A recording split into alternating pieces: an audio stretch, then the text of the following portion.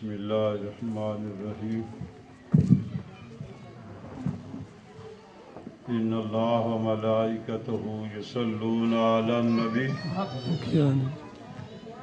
یا ایھا الذین آمنوا صلوا علیہ وسلموا تسلیما الصلاۃ والسلام علیک یا رسول اللہ سیدی یا رسول اللہ وعلی آلک و صحابک سیدی یا نور اللہ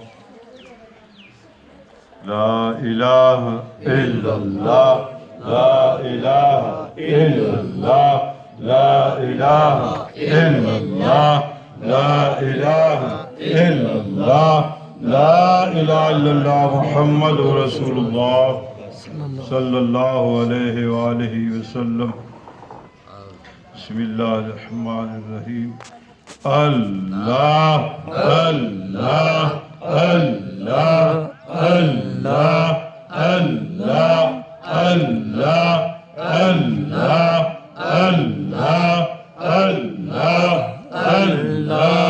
اللہ اللہ جل جلالہ و جل شانہ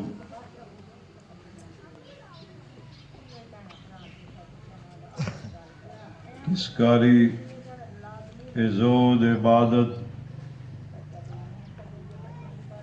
کس کاری ازود عبادت جے قلب حضوری نہ ہوئے سبحان اللہ کس کاری ازود عبادت جے قلب حضوری نہ ہوئے تن تو میل گوائی کس کاری جے من وچوں دور نہ ہوئے سبحان اللہ اللہ رب العالمین ارحم الراحمین غیاث المستغیثین احکم الحاکمین خاتم الانبیاء والمرسلین تاجدار ختم نبوت حضرت محمد رسول اللہ صلی اللہ علیہ وآلہ وسلم کی بارگاہ مقدسہ میں محبت نیاز مندی کا اظہار کرنے کے بعد آج سالانہ ختم شریف دعائے مغفرت دعائے بخشش ایصال ثواب محترم جناب راجہ ظفر اقبال صاحب کے بھائی جان اور راجہ مظہر اقبال راجہ اظہر اقبال راجہ ندیم اقبال راجہ وسیق اقبال کے والد گرامی راجہ کیسر اقبال کے تایا جان محترم جناب راجہ حاجی عبدالغفور صاحب مرحومہ مغفور کی سال ثواب ختم شریف میں ہم حاضر ہیں اللہ تعالیٰ مرحوم کی قبر کی منزلوں کو مزید آسان فرمائے آمین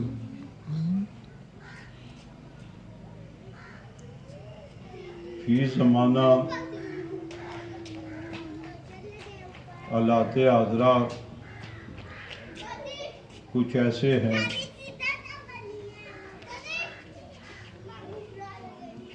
کہ پوری دنیا کے مسلمان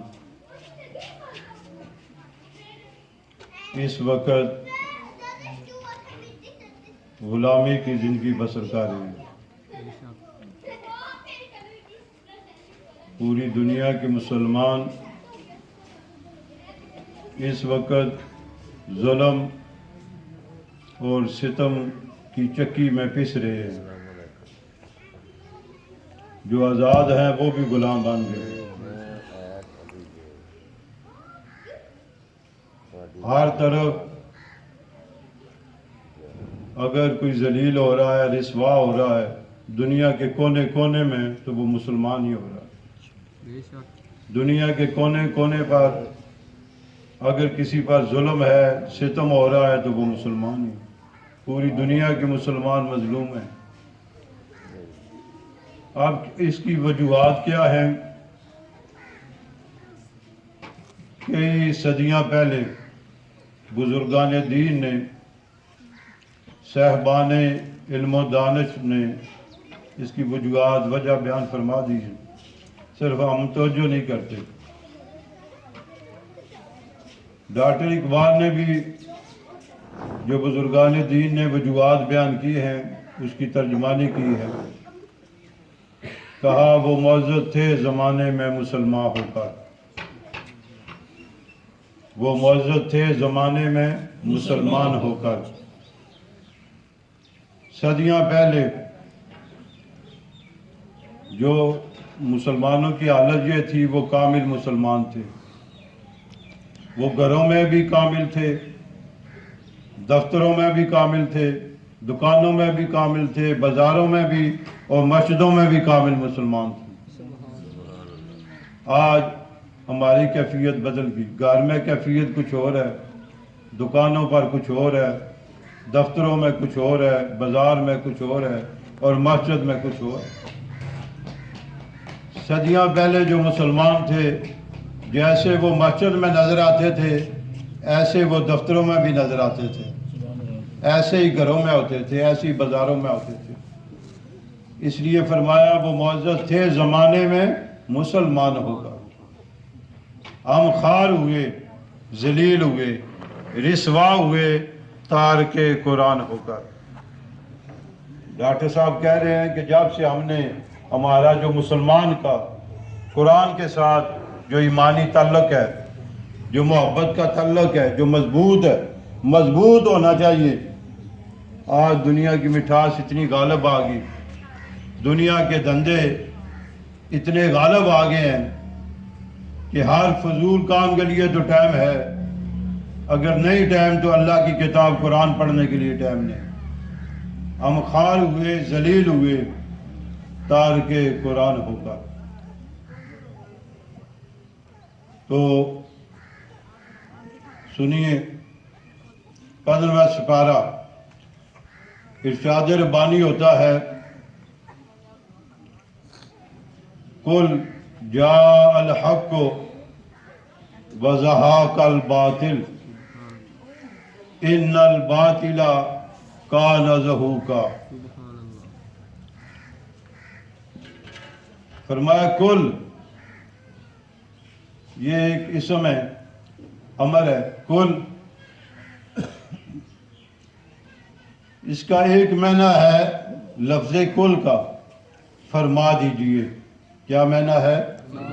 بولیے کیا معنی ہے؟ کیا معنی ہے؟ اس کا معنی ہے فرما دیجئے۔ کیا معنی ہے؟ ایک معنی یہ ہے، اور ایک معنی میں نے یہ بھی پڑھا ہے ترجمہ قرآن میں، اس میں لکھا ہے کہہ دیجئے۔ ایک معنی یہ پڑھا، میں نے خود پڑھا ہے، آج ہی پڑھا ہے، اس کا ایک معنی ترجمہ کرنے والوں نے یہ کیا ہے کہہ دیجئے۔ کیا کیا ہے؟ اور پہلا معنی ہے فرما دیجئے۔ کیا معنی ہے؟ اب خود ہی اندازہ لگا لو ادب کس معنی میں پایا جاتا ہے، سبحان اللہ۔ خود ہی اندازہ لگا لو، بچے بھی اندازہ لگا سکتے ہیں، بوڑھے بھی، جوان بھی، کہ ادب کس معنی میں پایا جاتا ہے۔ میرے استاد ہوں، آپ کے استاد ہوں، تو ہم ان کو عرض کریں یہ بات کہہ دیجئے، یہ بھی اگر یہ عرض کریں فرما دیجئے، ابا جی کو یہ عرض کریں فرما دیجئے، تو کس میں ادب زیادہ ہے؟ اللہ کا فضل ہے، لاکھ لاکھ مرتبہ اللہ کا شکر ہے کہ اللہ تعالیٰ نے ہمیں ادب والوں کے ساتھ رکھا ہے۔ اللہ تعالیٰ نے ہمیں ادب والوں کے ساتھ رکھا ہے، محبت والوں کے ساتھ رکھا ہے۔ کل فرما دیجئے، کل کا معنی کیا ہے؟ فرما دیجئے، یہ لفظی معنی ہے، اور اس کا مفہوم یہ بنتا ہے لفظ کل کا مفہوم یہ ہے کہ کل یہ اللہ کا حکم ہوتا ہے، کل یہ حکم خدا ہوتا ہے، کل یہ حکم خدا ہے لیکن اعلان مصطفیٰ ہے۔ کل خدا کا حکم ہے لیکن مصطفیٰ کریم کا یہ اعلان ہے۔ سبحان اللہ۔ لفظ کل حکم خدا ہے لیکن اعلان مصطفیٰ بھی ہے۔ سبحان اللہ۔ لفظ کل یہ اللہ، اس میں اللہ کی چاہت پائی جاتی ہے، اللہ تعالیٰ کی منشا پائی جاتی ہے، اللہ کی رضا پائی جاتی ہے، لیکن اظہار آمنہ کے لال کی زبان سے ہوتا ہے۔ سبحان اللہ۔ اللہ کی چاہت، اللہ کی رضا، اللہ تعالیٰ کی منشا، اس کا اظہار زبان مصطفیٰ سے ہو رہا ہے۔ سبحان اللہ۔ اسی لیے ہم کہتے ہیں ساڈے نبی دی زبان ساڈے واسطے قرآن، سبحان اللہ۔ ساڈے نبی دی زبان ساڈے واسطے قرآن، ساڈے نبی دی زبان ساڈے واسطے قرآن۔ آگے فرمایا جاء الحق وزہاق الباطل، حق آیا باطل مٹ گیا، حق آیا باطل مٹ گیا، حق آیا باطل مٹ گیا، اسلام آیا کفر مٹ گیا، اسلام آیا کفر مٹ گیا، قرآن آیا شیطان ہلاک ہو گیا۔ ان الباطل کان زہوقا، فرمایا بے شک یقیناً باطل نے مٹنا ہی تھا، باطل نے مٹنا ہی تھا، کفر نے مٹنا ہی تھا، شیطان نے ہلاک ہی ہونا تھا، باطل نے مٹنا تھا، کفر نے مٹنا تھا، شیطان نے ہلاک ہونا تھا۔ جیسا بھی باطل ہو اس نے مٹنا ہی ہے، جیسا بھی باطل ہو، کفر کی صورت میں ہو، عیسائیت کی صورت میں ہو، یہودیت کی صورت میں ہو، جیسا ہی باطل ہو اس نے آخر مٹنا ہی ہے، آخر مٹنا ہے، انجام اس کا ذلت ہے، مٹنا ہے اس نے۔ آپ جانتے ہیں کہ فرعون ایک دیہاتی انسان تھا، دیہات کا رہنے والا تھا فرعون۔ فرعون ایک دیہاتی انسان تھا اور غریب ترین انسان تھا، صرف غریب نہیں، غریب ترین انسان تھا، دکانوں سے ادارہ سودا لیا کرتا تھا، کچھ بھی نہ تھا اس کے پاس، ادارہ سودا لیتا تھا، عرصہ دراز لیتا رہا، دکان والے پوچھتے نہیں تھے۔ جب دکان والوں نے کہا کچھ سابقہ پیسہ دے، ادھار دے، اس نے گاؤں چھوڑ دیا، شہر میں چلا گیا، خربوزے تربوزے کا کاروبار کیا، نقصان ہو گیا اسے۔ پھر ایک قبرستان میں چلا گیا، وہاں اس نے جگہ ٹیکس لگا دیا، جس کی قبر نکالنی ہے کھودنی ہے مجھے ٹیکس دو۔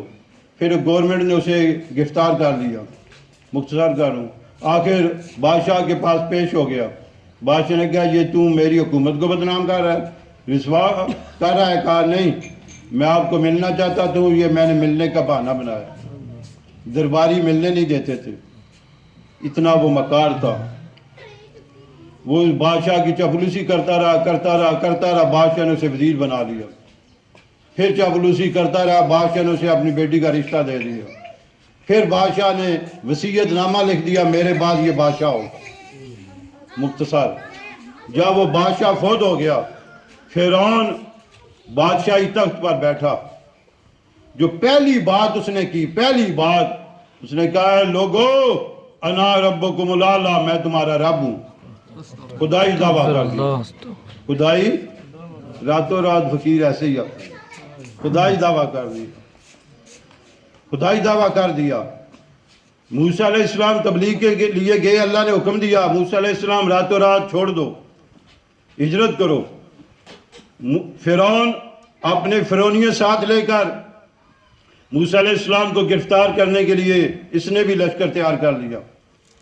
آپ یہ پیغام دینا چاہتا ہوں، ایک وقتی طور پر فرعون کو بادشاہی ملی، وقتی طور پر کفر کو طاقت ملی، وقتی طور پر کفر کو اختیار ملا، قبضہ ملا، حکمرانی ملی، لیکن انجام کیا ہوا؟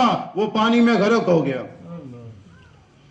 فرعون غرق ہو گیا۔ موسیٰ علیہ السلام کو اللہ نے فتح عطا کر دی، فرعونیت ختم ہوگی، فرعونیت ختم ہوگی، اللہ نے دین کو غلبہ عطا کر دیا، گستاخ ختم ہو گئے، عشق والوں کو اللہ تعالیٰ نے غلبہ عطا کر دیا۔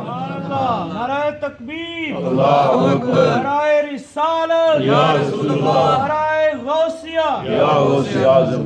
ان الباطل کان زہوقا، باطل کیسا ہی ہو آخر اس نے مٹنا ہی ہے، گستاخ کیسا ہی ہو آخر اس نے مٹنا ہے، کفر کیسا ہی ہو آخر اس نے مٹنا ہے۔ ایک وقت آئے گا، ایک وقت آئے گا اللہ نبوت والوں کو غلبہ عطا کر دے گا۔ گستاخ کتنا بھی طاقتور ہو، ایک وقت ہے اس نے ذلیل ہونا ہی ہے، ایک وقت آنا ہے اللہ نے عشق والوں کو غلبہ عطا کر دینا ہے۔ آخر اسلام کو غلبہ ہے، آخر حق کو غلبہ ہے، حق کو فتح ہے، نیکی کو فتح ملتی ہے، نیکی کو فتح ملتی ہے، نیکی والے کامیاب ہوتے ہیں۔ آگے فرمایا وَنُنَزِّلُ مِنَ الْقُرْآنِ، ہم قرآن میں اتارتے ہیں، ہم قرآن میں اتارتے ہیں ما ہوا، ہر وہ چیز جو شفا ہے۔ سبحان اللہ، ہم قرآن میں اتارتے ہیں ہر وہ چیز جو مسلمانوں کے لیے شفا ہے، ہم قرآن میں اتارتے ہیں ہر وہ چیز جو امت مسلمہ کے لیے رحمت ہے، ہم قرآن میں اتارتے ہیں ہر وہ چیز جو نماز پڑھنے والوں کے لیے ہدایت ہے۔ سبحان اللہ، اس سے معلوم یہ ہوا کہ قرآن وہ مقدس کتاب ہے جو منزل من اللہ ہے، اللہ کی طرف سے نازل ہوئی ہے، مکتوب ہے، اور قرآن وہ مقدس کتاب ہے جو کتاب تلاوت ہے، جو کتاب شفا ہے، جو کتاب شفا ہے۔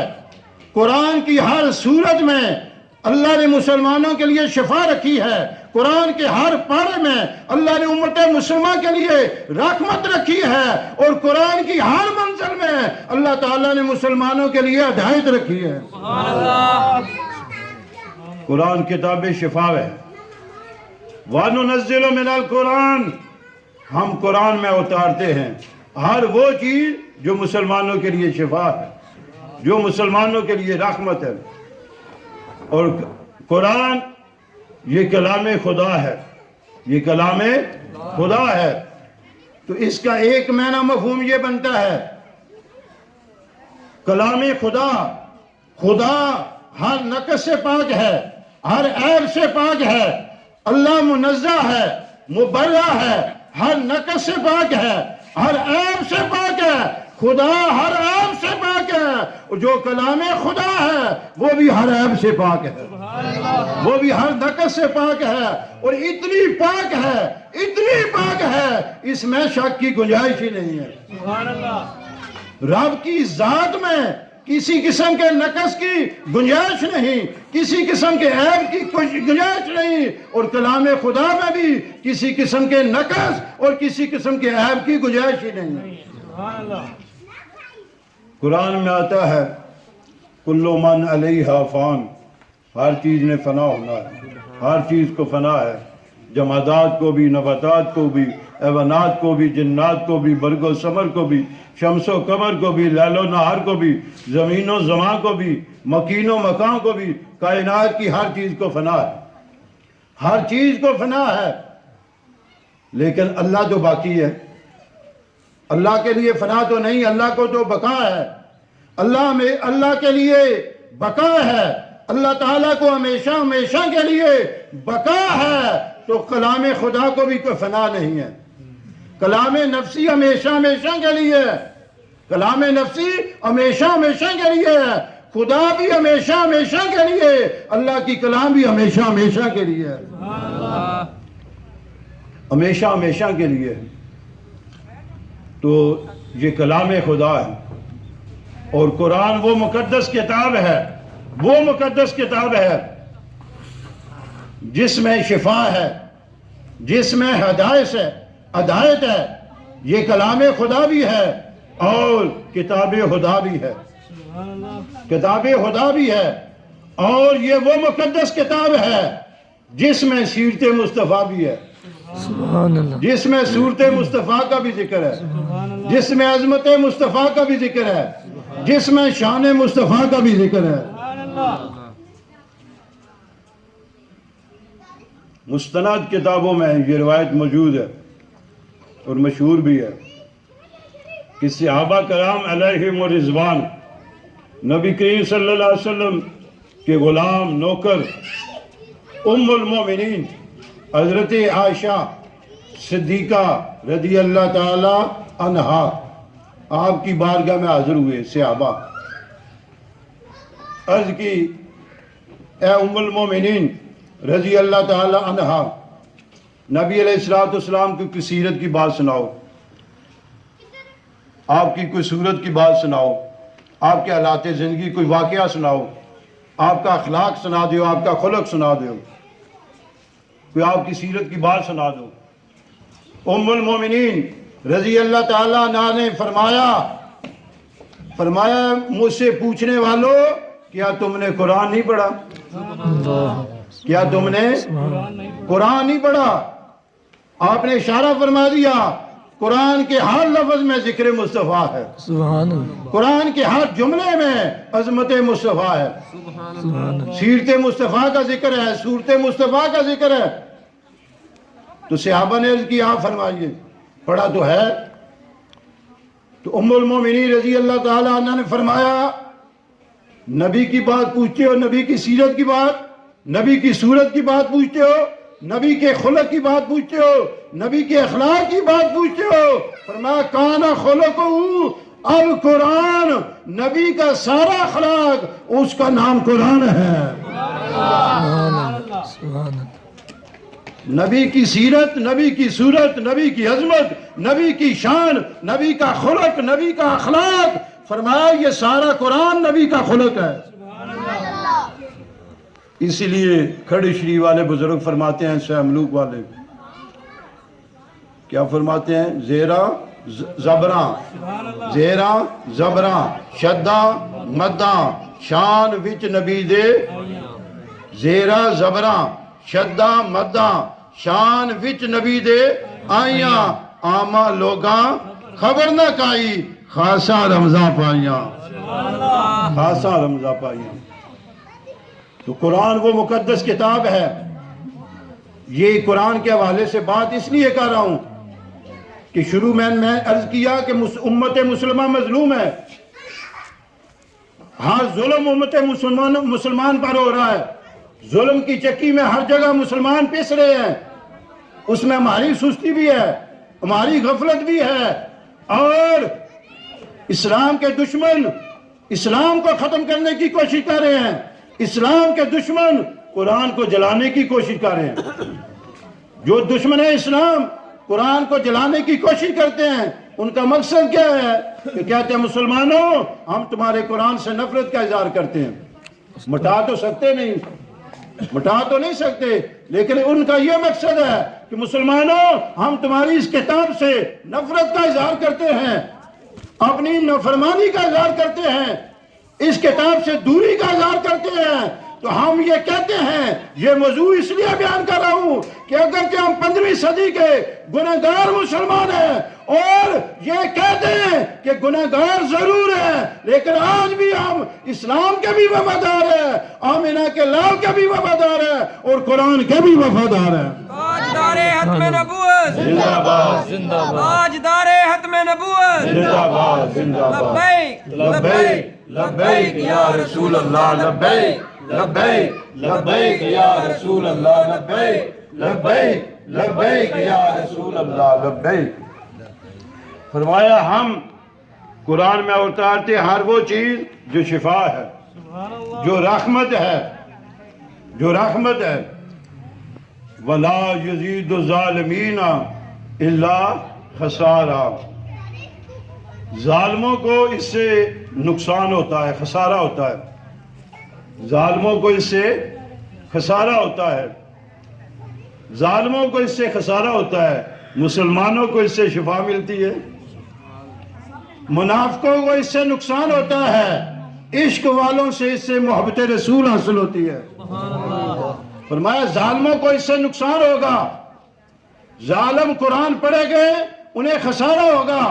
منافق قرآن پڑھے گا انہیں نقصان ہوگا. بے ادب اور گستاخ قرآن پڑھے گا وہ گمراہ ہو جائے گا. اور جو عشق والا قرآن پڑھے گا انہیں آمنہ کے لال کی محبت نصیب ہو جائے گی. یدل بہ کثیرا وجہدی بہ کثیرا. کتنے قرآن پڑھ کر ہدایت حاصل کر لے اور کتنے لوگوں کو اس کی وجہ سے گمراہی ہوگی. ولا یزید الظالمین الا خسارا. ظالموں کو اس سے خسارہ ہوتا ہے, نقصان ہوتا ہے. ظالم ظلم بھی کرے قرآن بھی پڑھے تو اسے کوئی فائدہ نہیں ہوگا.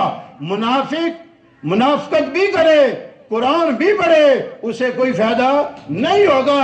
بے ادب گستاخ بے ادبی اور گستاخی بھی کرے اور قرآن بھی پڑھے اسے کوئی فائدہ نہیں ہوگا. قرآن پاک ہے, یہ ہمیشہ پاکوں کو فائدہ دیتا ہے.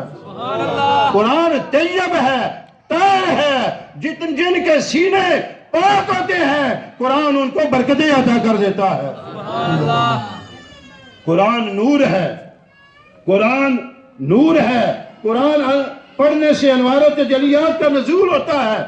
اللہ کی رحمتوں کی بارش ہوتی ہے, اللہ تعالیٰ کے نور کی بارش ہوتی ہے. قرآن پڑھنے سے انوار نازل ہوتے ہیں, قرآن پڑھنے سے تجلیات کا نزول ہوتا ہے. اور قرآن وہ مقدس کتاب ہے کہ دل میں کفر ہو, دل میں اسلام کی دشمنی ہو, صرف قرآن سنے تو کفر ختم ہو جاتا ہے. فاروق اعظم کلمہ پڑھ لیتے ہیں. قرآن پڑھنے سے انوار و تجلیات کا نزول ہوتا ہے, تجلیات نازل ہوتی ہے, نور نازل ہوتا ہے, انوار کی بارش نازل ہوتی ہے. یہ قرآن کی انوار کی بارش جب حضرت امیر المومنین حضرت عبداللہ پر پڑتی ہے وہ صدیق اکبر بن جاتے ہیں. قرآن کی رحمتوں کی بارش انوار و تجلیات کا نزول جب حضرت عمر پر پڑتی ہے تو وہ فاروق اعظم بن جاتے ہیں.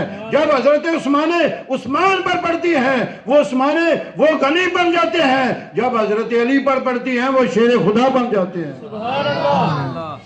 محبت والوں کو, ادب والوں کو قرآن فائدہ دیتا ہے. ولا یزید الظالمین الا خسارا. ظالموں کو اس سے نقصان ہوگا, خسارہ ہوتا ہے. ظالموں کو خسارہ ہوگا, ادب والوں کو فائدہ ہوگا. آخری بات سنیے, آج مجھے دیکھنا ہے, میں نے اپنے آپ کو دیکھنا ہے. دیکھیے صبح اٹھنے سے لے کر رات کو سونے تک کتنے مجھ سے گناہ ہوتے ہیں, کتنی غلطیاں ہوتی ہیں. جی آپ قرآن تو پڑھ رہے ہیں, کچھ لوگ قرآن پڑھے ہیں, قرآن پڑھتے ہیں شفا حاصل ہوتی ہے. کچھ لوگ قرآن پڑھتے ہیں انہیں ہدایت ملتی ہے. کچھ لوگ قرآن پڑھتے ہیں انہیں رحمت ملتی ہے. لیکن کچھ لوگ وہ ہیں جو قرآن پڑھتے جاتے ہیں گمراہ ہوتے جاتے ہیں, انہیں نقصان ہوتا جاتا ہے. نقصان کن کو ہوتا ہے؟ اب ہم قرآن بھی پڑھتے ہیں اور ساتھ ساتھ جھوٹ بھی بولتے ہیں. آج ہم قرآن بھی پڑھتے ہیں ساتھ ساتھ سود بھی کھاتے ہیں. آج ہم قرآن بھی پڑھتے ہیں ساتھ ساتھ رشوت بھی کھاتے ہیں اور پھر کہتے ہیں قرآن پڑھنے سے ہمیں شفا نہیں ملتی. اسی لیے تو کہتے ہیں نا بزرگ, سورت فاتحہ سے مٹی سونا بن جاتی ہے لیکن زبان تو بابا فرید کی ہونی چاہیے نا. سورت فاتحہ پڑھنے سے مٹی سونا بنتی ہے لیکن زبان تو بابا فرید کی ہونی چاہیے نا. کبھی کبھی ساتھ ساتھ جھوٹ بھی ہو, رشوت بھی ہو, سود بھی ہو, پھر کہ قرآن فائدہ نہیں دیتا. قرآن فائدہ ہی دیتا ہے لیکن ہم نے اپنے سینے کو پاک کرنا ہے, اپنے آپ کو دیکھنا ہے, اپنے گریبان کو دیکھنا ہے, اپنے کردار کو دیکھنا ہے. تو جو قرآن پڑھتے جائیں گے اپنے معاملات پر, اپنے کردار پر نظر ثانی کرتے جائیں گے, توبہ کرتے جائیں گے, قرآن کی بارش ہمیں حاصل ہوتی جائے گی. آخری بات سنیے, سیاستہ کی روایت ہے, نبی کریم صلی اللہ علیہ وسلم کی بارگاہ میں ایک مائی حاضر ہوئی.